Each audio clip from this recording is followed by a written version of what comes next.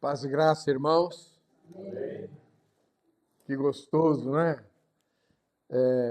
Ocasiões como a de hoje são muito especiais, são muito boas. Agora você fica pensando, né? O pessoal lá fora gosta de dizer assim, crente não bebe, mas como come, né? Grande verdade. Grande verdade, você devia se orgulhar disso. Sabe por quê? Porque na eternidade nós vamos ter um banquete por dia. Pensando que não haverá noite, então acho que vai ser um banquete contínuo. Porque comer é muito bom. Deus nos deu esse como primeiro prazer. Primeiro, vem até antes do prazer conjugal, porque Deus plantou o jardim do Éden, pôs todas as árvores frutíferas lá, e aí ele criou Adão. Antes de criar Eva, Adão já tinha domínio sobre tudo que podia comer, fora a árvore do conhecimento do bem e do mal. Então, ter momentos de comunhão uns com os outros ao redor de uma mesa é o sonho de Deus, é o sonho de Deus. Né? Tem um salmo que fala que a bênção do justo é ver os seus filhos ao redor da sua mesa. Né? Esse salmo é inspirado no Pai Celeste. E o Pai Celeste quer sim, né, ver os seus filhos ao redor da sua mesa. Então, o que nós fizemos hoje é só um breve ensaio do que nós teremos na eternidade. Amém? Só tem uma condição. Temos que perseverar até o fim, para ter acesso ao banquete do Senhor. Se desistirmos antes, aí não. Tá certo? Vamos abrir a palavra de Deus, então, em Ezequiel, profeta Ezequiel, capítulo 33.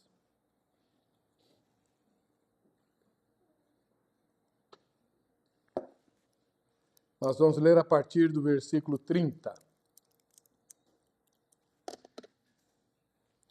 Ezequiel, capítulo 33, a partir do versículo 30.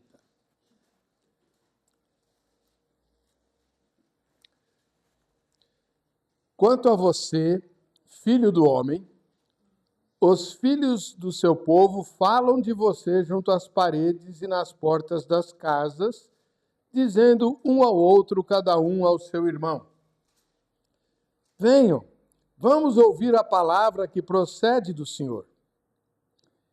Eles vêm até você como o povo costuma vir. Assentam-se diante de você como o meu povo e ouvem as suas palavras, mas não as põem em prática.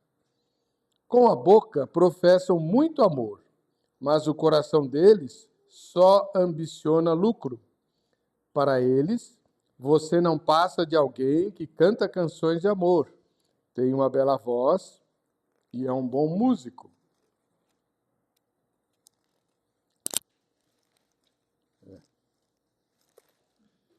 Porque ouvem as suas palavras, mas não as põem em prática. Mas quando isso vier, e certamente virá, então saberão que um profeta esteve no meio deles. Mais uma vez, Senhor, pedimos a tua bênção para a tua palavra que foi lida. Ela foi proferida muitos séculos atrás, num contexto muito diferente do nosso, e suscita curiosidade ao nosso coração. Por que esse texto está aqui? O que ele tem a ver conosco? Ou o que nós temos a ver com ele? Que o teu Espírito nos ilumine a mente para entendermos a tua vontade e nos corrigirmos aquilo que é preciso. No nome de Jesus. Amém.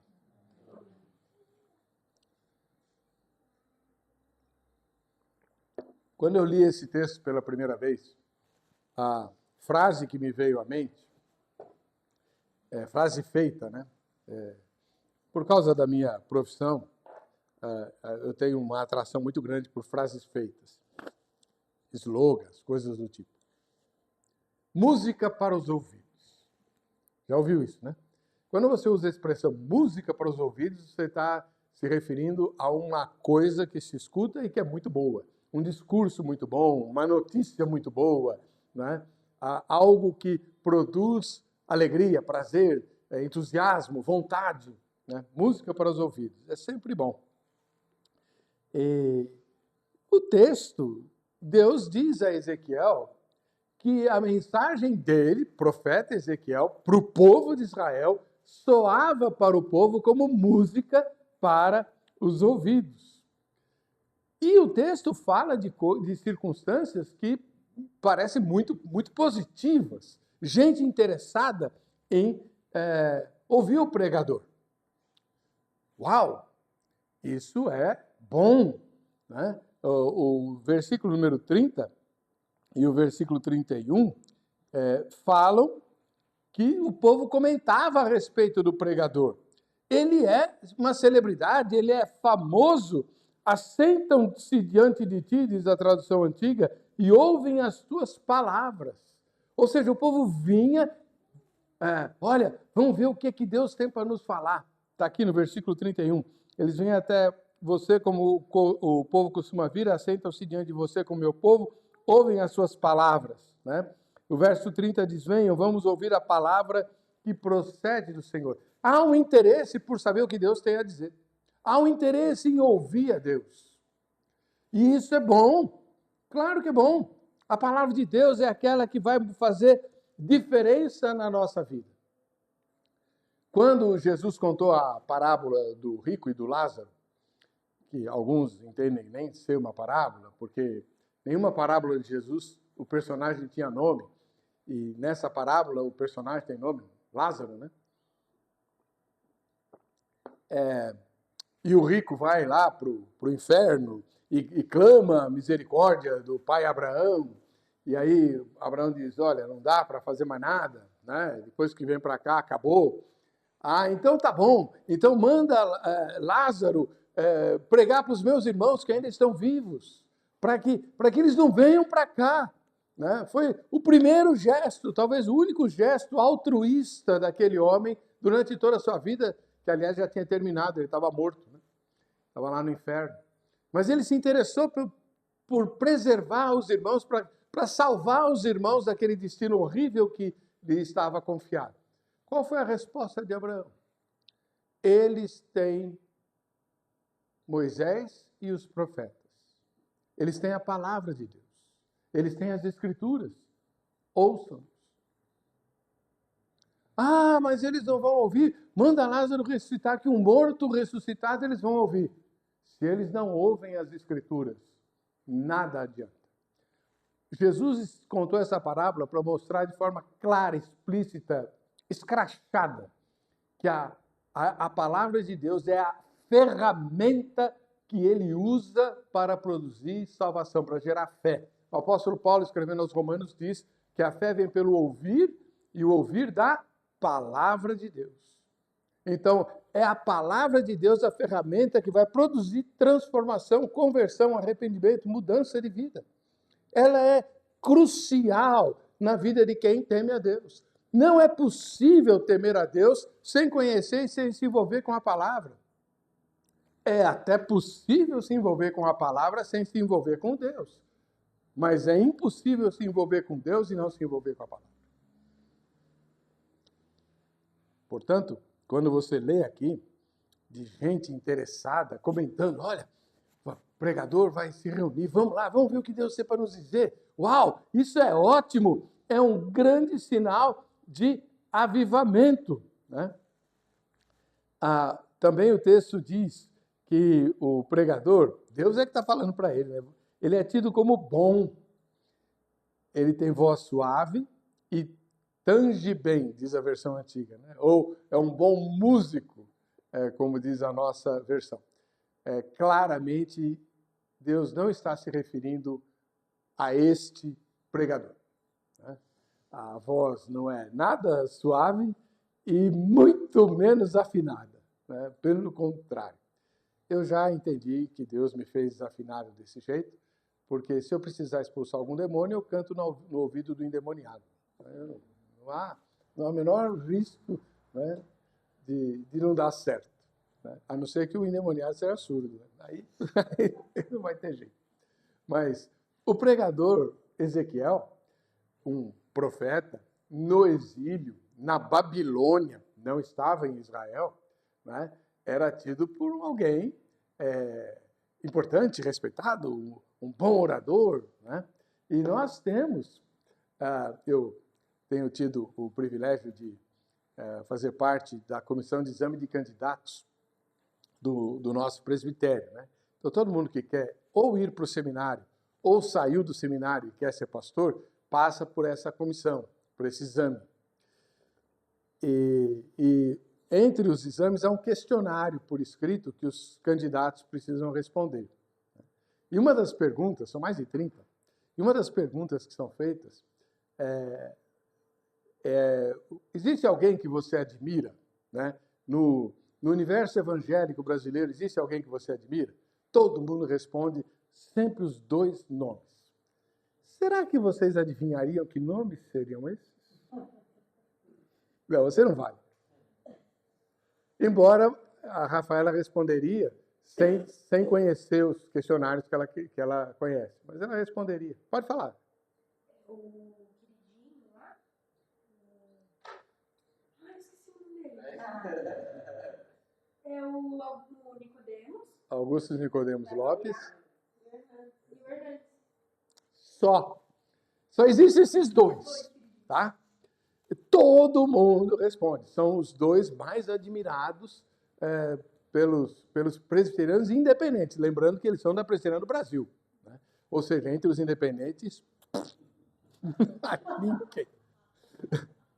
Lamentável. Tem o reverendo Messias. É que o reverendo Messias já está, se ele ainda estiver vivo, ele é bastante idoso já, mas ele foi um pregador assim extraordinário, pastor da primeira igreja presbiteriana independente de Londrina.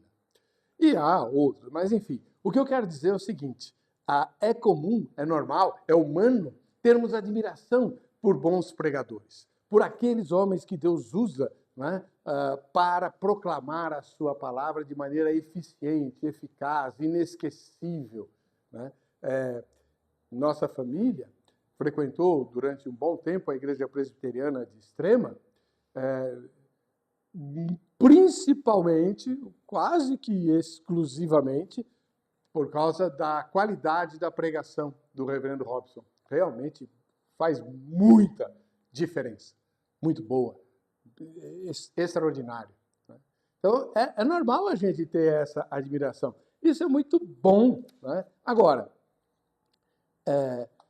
é sinal de avivamento para os mais precipitados? Sim. Afinal de contas, quando o povo em geral se interessa por aquilo que Deus está querendo falar, isso é sinal de avivamento, de obra do Espírito. Deus está despertando o interesse das pessoas por aquilo que Ele quer revelar. Né? E mais, o texto fala que havia interesse pela palavra, não apenas pelo pregador, não é apenas uma admiração por aquele que transmite a palavra, seja lá pelo carisma que ele tiver, né? Lembram, acho que vocês não vão lembrar, talvez os mais antigos tenham visto na televisão o Jimmy Swaggart, né? Um pregador americano, morreu há pouco tempo, ele ficou famoso na TV brasileira, e acho que no mundo, né? Ele tinha uma Bíblia desse tamanho assim.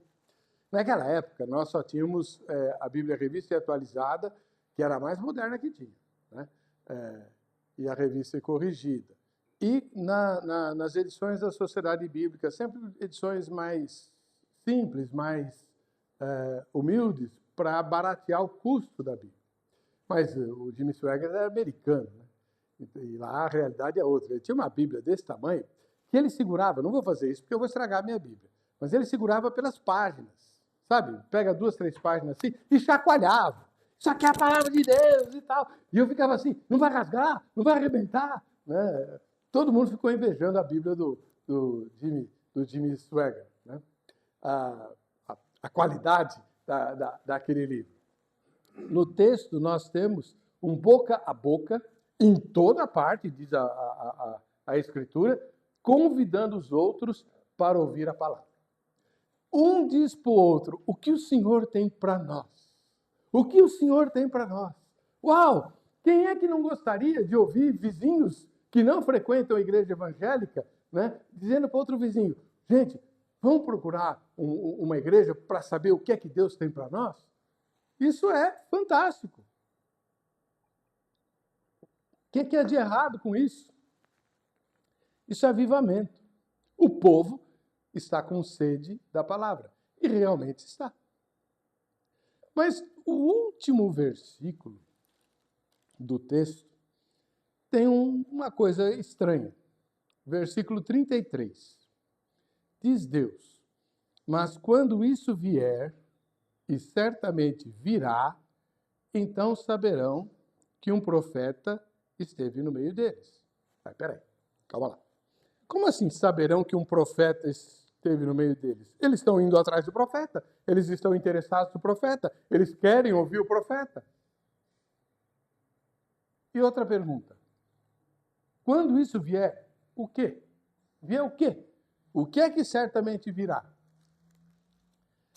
Vamos ler o texto, capítulo 33, mas a partir do versículo 23 agora. Para ver o contexto do que é que Deus está falando a Ezequiel.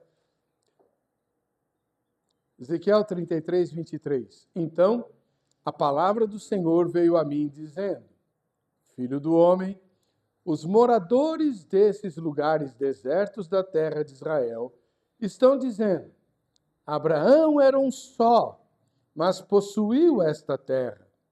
Ora, como nós somos muitos, certamente esta terra nos foi dada como propriedade. Mentira? Não. Deus prometeu a Abraão: onde pisar a planta do vosso pé, eis que vos tenho dado toda essa terra daqui até do mar, até o rio, né, que é o Eufrates, tudo vai ser Israel. Essa é a promessa de Abraão, para Abraão. Mas, versículo 25. Por isso, diga-lhes: assim diz o Senhor Deus, vocês comem carne com sangue, levantam os olhos para os seus ídolos, cometem assassinatos e ainda pensam que hão de possuir a terra?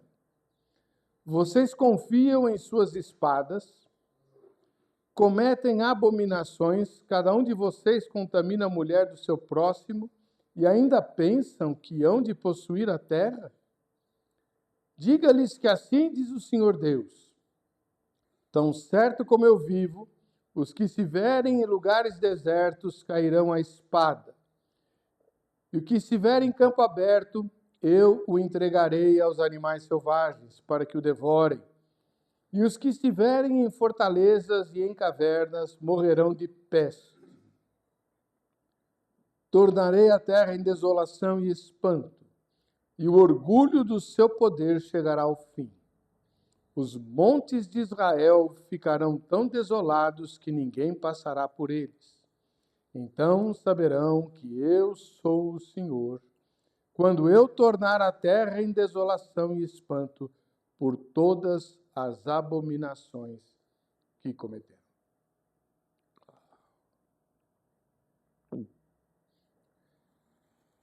Aí vem o verso que nós começamos no início do sermão. Quanto a você, filho do homem, os filhos do seu povo. Veja, Deus tem uma palavra de juízo tenebrosamente pesada contra o povo de Deus. Mas, ao mesmo tempo, o povo de Deus estava fascinado pela palavra do profeta. Por isso, esse é um sinal de falso avivamento. E Deus vai dizer, e nós já lemos o texto, que o interesse do povo pela palavra era um interesse mesquinho, desviado, egoísta, mau. Aí você vai dizer assim: é possível alguém querer a palavra, se interessar pela palavra pelo motivo errado, por um pecado? Sim. E o texto denuncia exatamente isso. Mas então qual é a diferença entre se interessar pela palavra pelo motivo certo e se interessar pela palavra pelo motivo errado? O texto deixa bem claro. O texto que nós lemos diz que as pessoas estavam interessadas na palavra, versículo 31. Eles vêm até você como o povo costuma vir, assentam-se diante de você como o meu povo e ouvem as suas palavras, mas não as põem em prática. Com a boca professam muito amor, mas o coração deles só ambiciona lucro. A nossa versão fala em lucro. Esse é o objetivo de ouvir a palavra, querer se dar bem. A NVI traduz por ganhos injustos. A Revista Corrigida traduz por coração que segue a avareza. A paráfrase bíblica chamada A Mensagem diz o que se quer é fazer dinheiro e progredir. Ou seja, o interesse do coração do povo pela palavra de Deus era apenas por conforto, por bênção, por diversão, por aquilo que atende aos interesses. Motivos egoístas. E o que é que Deus denuncia? Qual é a queixa do Senhor ao profeta? Deus diz, eles não querem mudar nada na vida. Eles querem apenas a bênção. Eles querem apenas usufruir do que eu posso dar. Eles não querem se corrigir em nada. Não querem consertar nada na vida. O que chama a minha atenção nesse texto, irmãos, é que no meio de palavras duríssimas de juízo, o texto que nós lemos agora há pouco, que fala o que Deus vai fazer por causa dos pecados do povo, o profeta recebe uma mensagem curiosa. O povo comenta os seus sermões, se congrega para ouvir a palavra. Eles louvam com grande amor, eles curtem o culto, não vamos dizer que eles não gostavam. Para eles a reunião não era fastiosa, pelo contrário, era animada, eles têm desejo de participar, mas o coração deles estava longe de querer se corrigir. E Deus faz denúncias pesadas. Vocês comem carne com sangue, ou seja, vocês desprezam a minha lei. Nós sabemos que a lei mosaica, e Ezequiel faz parte do Antigo Testamento, ela proibia o povo de Israel de comer carne com sangue, carne sufocada. E isso tinha a ver com um cuidado de Deus. Não apenas sanitário, como muita gente pensa, porque o sangue transmite doença, aquela coisa. Tem muito mais a ver com o sistema de expiação do pecado. Como é que o pecado era expiado na antiga aliança? Pelo derramamento de sangue. Sangue era uma coisa sagrada, preciosíssima. Deus diz isso desde o comecinho da Bíblia. Quando ele vai falar com Caim, ele diz a Caim, né, o sangue de Abel, teu irmão, clama da terra por aquilo que fizeste.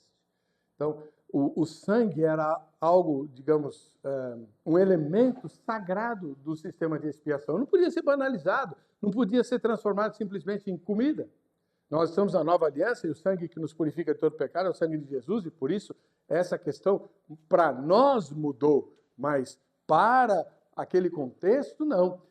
Como que podemos contextualizar, então, trazer para nós essa fala, comer carne com sangue é pecado? Para muita gente é. E Romanos 14 vai dizer, se você tem restrições, se você tem dúvidas em relação a isso, não coma carne sufocada. Pecado jamais será se você se abster de carne sufocada. Temos que ter bastante clareza na nossa opinião para fazermos aquilo que fazemos. Porque aquilo que é feito com dúvida, aquilo que é feito sem fé, é pecado. Ora, quando Deus diz, vocês comem carne com sangue, vocês desprezam a minha lei, desprezam os meus mandamentos, desprezam a minha vontade.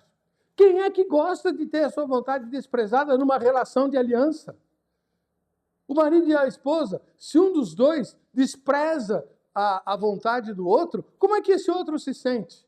Ah, não, é assim mesmo, deixa para lá. É desse jeito? Então não existe aliança, não existe respeito. Deus está dizendo, vocês desprezam a minha vontade, mas levantam os olhos para os seus ídolos. Nós tivemos uma aula aqui há pouco tempo, dada pelo Arthur, mostrando que ídolos não são apenas as imagens de escultura, né, das religiões pagãs. Todos nós temos ídolos nos nossos corações. E é crucial que os identifiquemos. E eu vou dizer uma coisa para você com todas as letras, porque é um testemunho pessoal. Quem se recusa a identificar o seu ídolo no seu coração e a tratar em oração seriamente com ele, verá Deus quebrar esse ídolo com grande dor na vida. Tenha certeza disso. Quando o povo de Israel fez o bezerro de ouro lá no Sinai, o bezerro de ouro foi quebrado, mas você lê o contexto, o preço que o povo pagou por aquilo, quantos foram fulminados, morreram naquele dia, juntamente com a destruição do bezerro de ouro. Deus destrói os nossos ídolos, mas nós somos destruídos juntos. O ídolo nunca é quebrado por Deus. Se nós quebrarmos, se nós renunciarmos ao ídolo, é uma coisa. Deus se alegra. Você abandona os ídolos. Nós temos hinos que falam sobre isso, né? Abandonar os ídolos, deixá-los para trás, que eles não sejam mais os guias da nossa vida, aqueles que vão estruturar os nossos objetivos. Não. Quando a gente faz isso, Deus nos abençoa e nos recompensa. Mas quando nós não fazemos, Deus, se somos filhos, Deus vem e quebra, estraçalha. E nós somos estraçalhados junto com ele. Junto com esse. Pagamos um preço. Por sabermos o que tínhamos que fazer e não termos feito. Mas, o texto diz, cometem assassinatos. Graças a Deus, dessa parte eu estou livre desse sangue. Nem todos. Nem todos.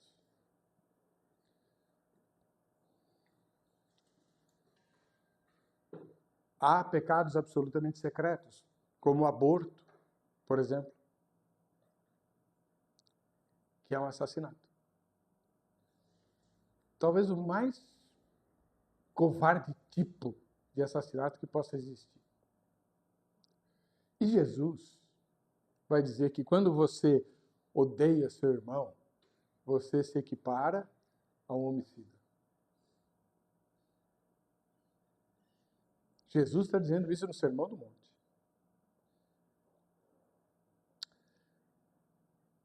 Mas, o texto diz,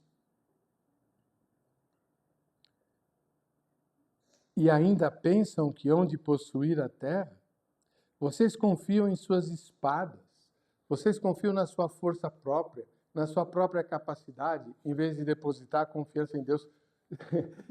Eu fico abismado, porque essa palavra foi dita para o povo de Israel quando eles estavam de castigo na Babilônia, no exílio. Eles não estavam no reinado de Salomão que dominava o planeta, não!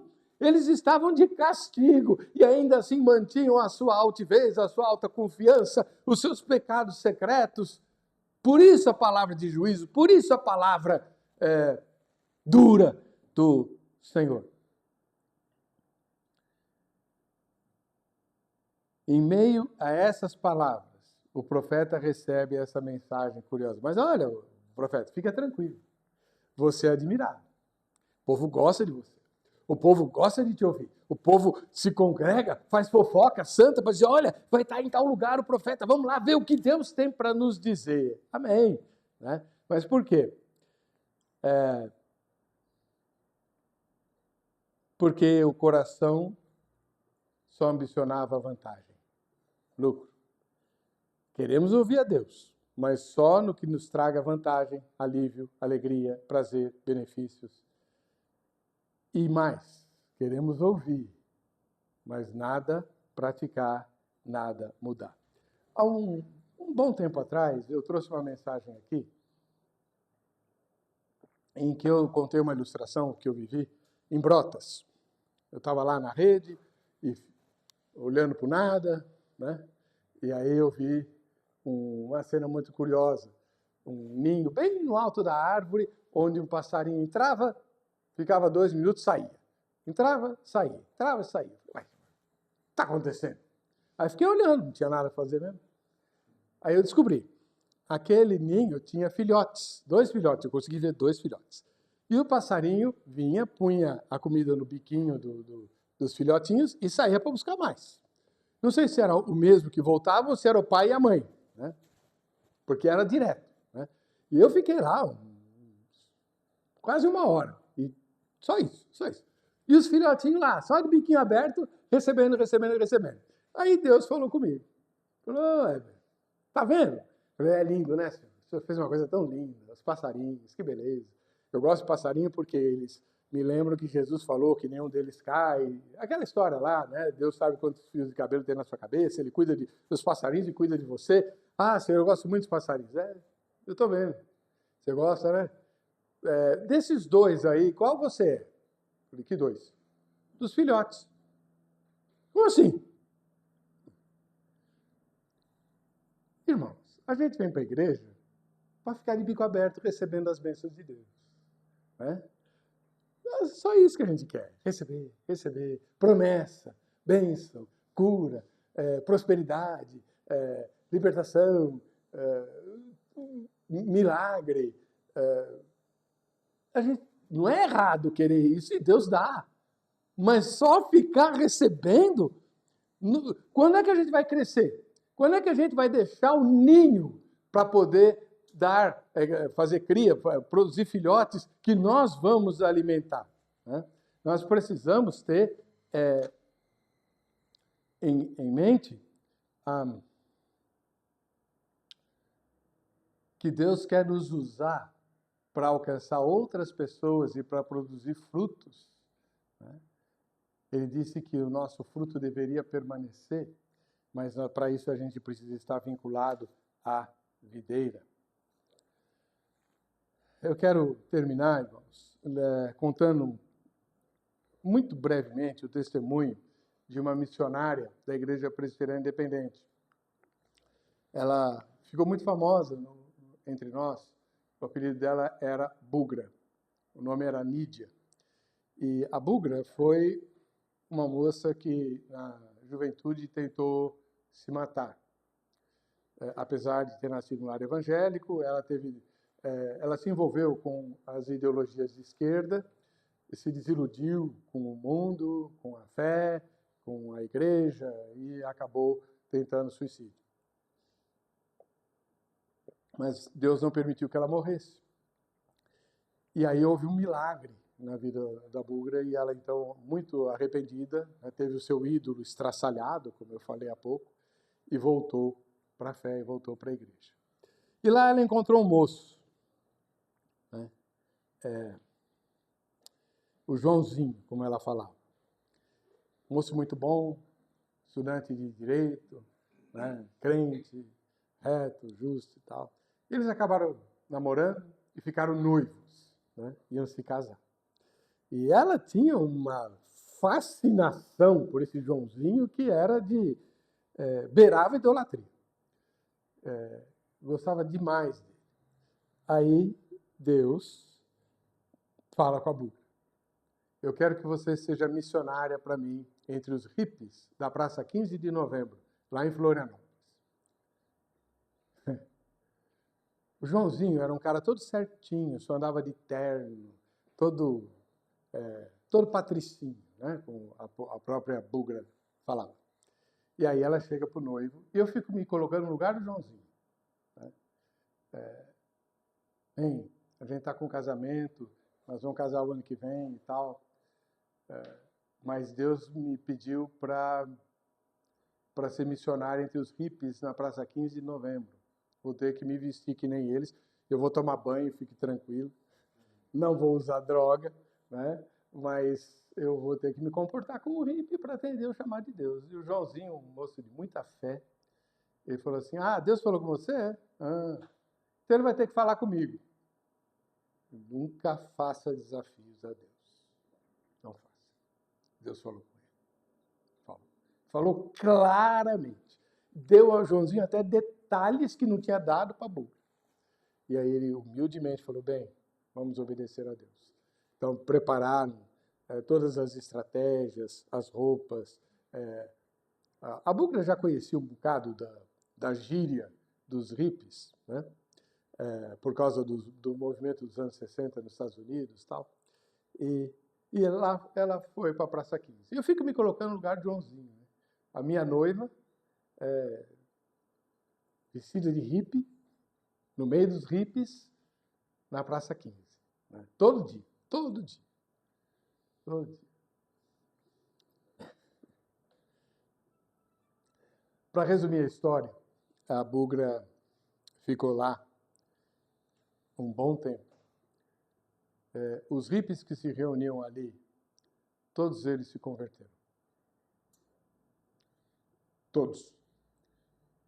Homens e mulheres, pelo ministério dela. Uma das coisas assim, muito marcantes, a primeira conversão não foi com um hippie, foi com um estuprador. Um homem que estuprou uma das amigas da Bugra. E que foi preso por um guarda, que era crente, que conheceu a Bugra. E quando ele foi preso, o guarda levou esse cara até a Bugra.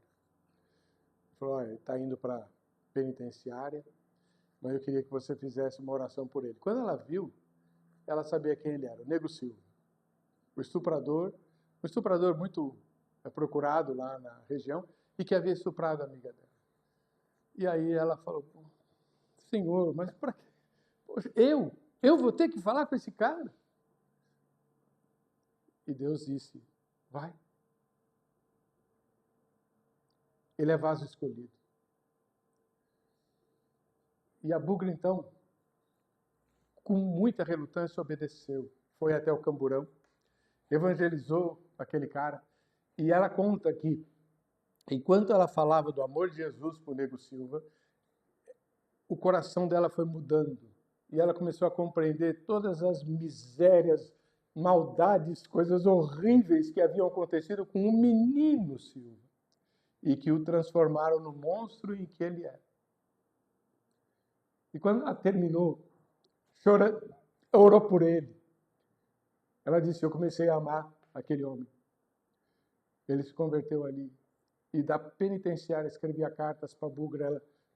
A filha dela tem esses documentos todos guardados, contando como ele foi usado na penitenciária para falar do amor de Jesus. Depois disso, um hippie, chefe do tráfico, atraiu a Bugra para um lugar deserto e disse, quem é você?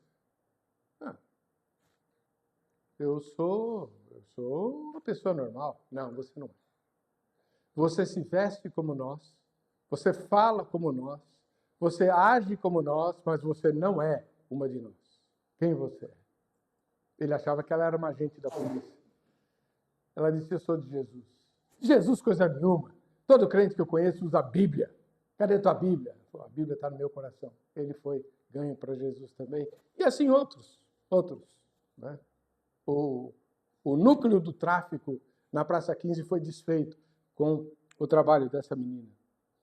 Mas por trás dela tinha um noivo, que não colocou obstáculo, que não disse, não, de jeito nenhum, minha noiva, que é isso? Ele confiou e obedeceu a Deus. Para obedecer, eles mudaram de atitude, mudaram de hábitos, mudaram as suas rotinas. O texto deixa claro que Deus espera que nós obedeçamos a Deus. E nós queremos obedecer.